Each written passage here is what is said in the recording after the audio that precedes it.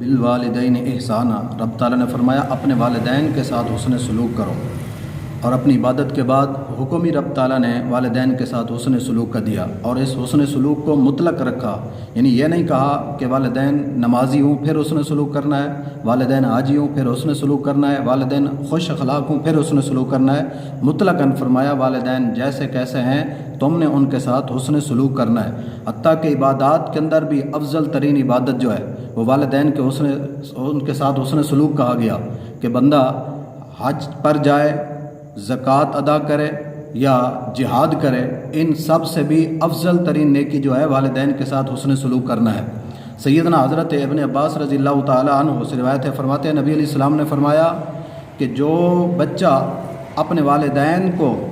نظر محبت سے ایک دفعہ دیکھتا ہے، رب تعالیٰ اس کو ایک مقبول حج کا ثواب عطا فرما دیتا ہے۔ صحابہ کرام نے عرض کی یا رسول اللہ صلی اللہ علیہ وسلم اگر دن میں 100 بار دیکھے؟ تو نبی علیہ السلام نے فرمایا اگر 100 بار دیکھے رب تعالیٰ اس کو 100 مقبول حج کا ثواب عطا فرما دیتا ہے۔